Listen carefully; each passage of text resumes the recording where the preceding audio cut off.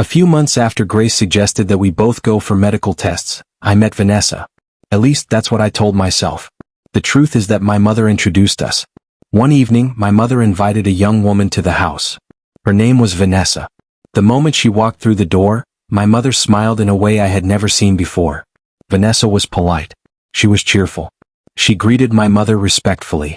She laughed at all her jokes. And before the evening was over, my mother had already decided that Vanessa was the perfect woman for me. At first I resisted. After all, I was still married. But my mother would not stop. Every day she compared Vanessa to Grace. Look at how cheerful Vanessa is. Look at how respectful she is. Look at how much she loves children. Then she would add, if only your wife was like that. The pressure continued for weeks, then months. Eventually I started spending more time with Vanessa. What began as innocent conversations slowly became something else. Looking back now, I am ashamed of myself. Instead of fixing my marriage, I was looking for an escape from it. And Vanessa gave me that escape. Then one day everything changed. Vanessa announced that she was pregnant. The news spread through the house like wildfire. My mother danced. She cried tears of joy. She called relatives. She thanked God. To her, this was proof that she had been right all along. According to her, Grace had been the problem. I still remember the way my mother looked at Grace that day. It wasn't just disappointment. It was victory. As if she had finally won. From that moment, Grace's life became unbearable. The insults became daily. The accusations became constant. My mother openly demanded that I send Grace away. And the worst part? I listened. The woman who had stood by me for years. The woman who had loved me faithfully. The woman who had never abandoned me. I abandoned her. One evening, Grace packed her belongings. She stood at the door holding a small suitcase.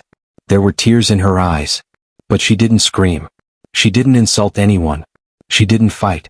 She simply looked at me and said, Daniel, one day you will discover the truth. I only pray that when that day comes, it won't be too late. Then she walked away.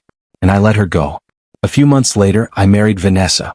At first, everything seemed perfect. My mother was happy. Vanessa was pregnant. The house was peaceful.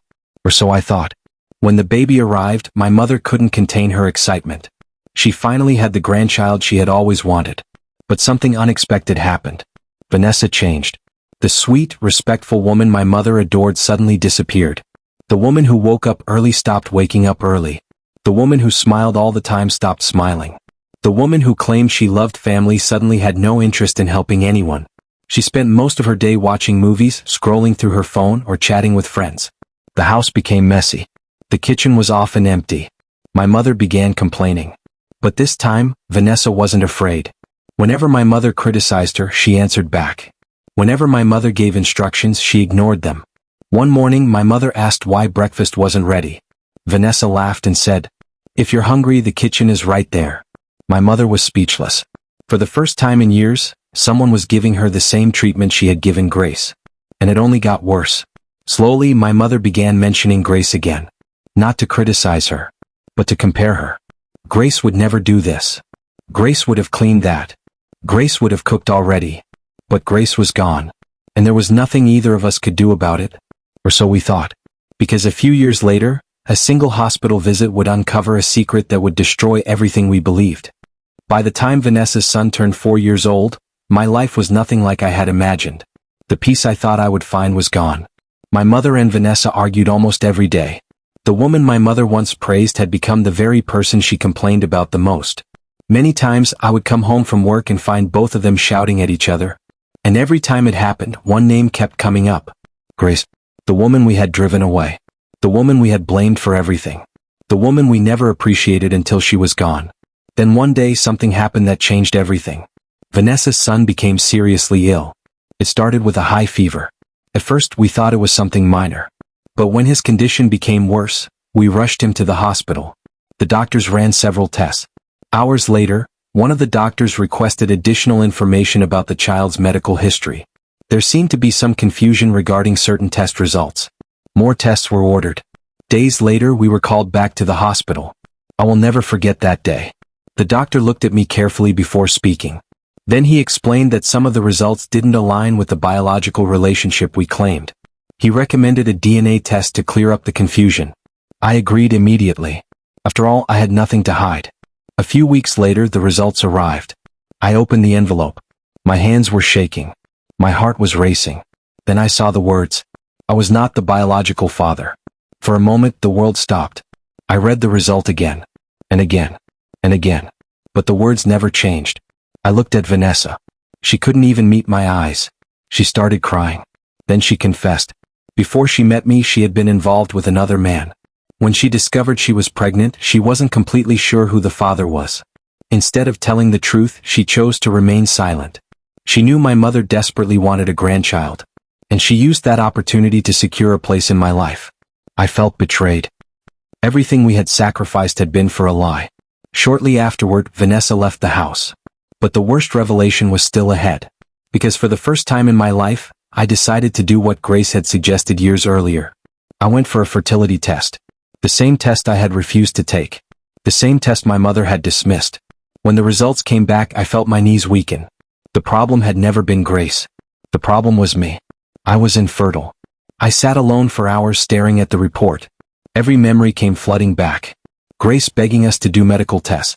Grace suggesting solutions. Grace enduring insults she didn't deserve. Grace crying herself to sleep.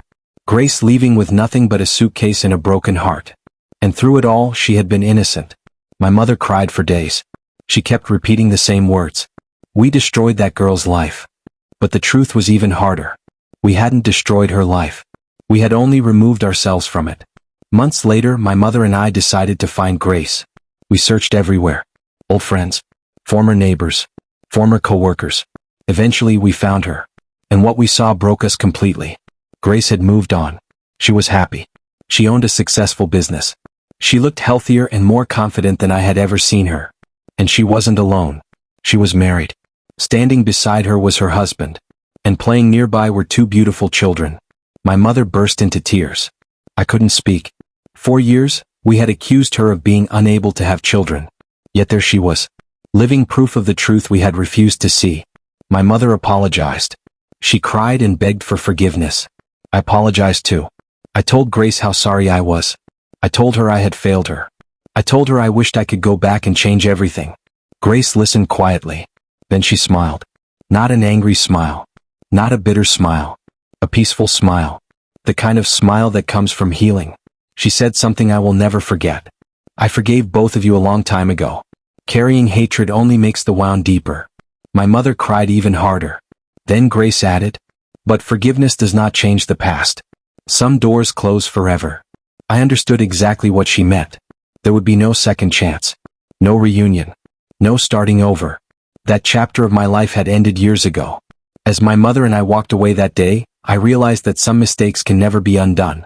Grace had forgiven us, but she had moved on with her life, and we were left to live with the consequences of our choices. For years, I blamed my mother for everything that happened. I told myself that she was the reason I lost the best woman that ever came into my life. But as I grew older, I began to ask myself a difficult question. Was it really my mother who ruined my marriage? Or was it me?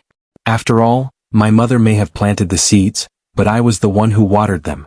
I was the one who refused to defend my wife. I was the one who ignored the truth. And I was the one who let Grace walk away. So tell me honestly, who do you think was more at fault? My mother, who constantly poisoned my mind against my wife? Or me, the husband who failed to stand up for the woman I promised to protect? Let me know what you think in the comments.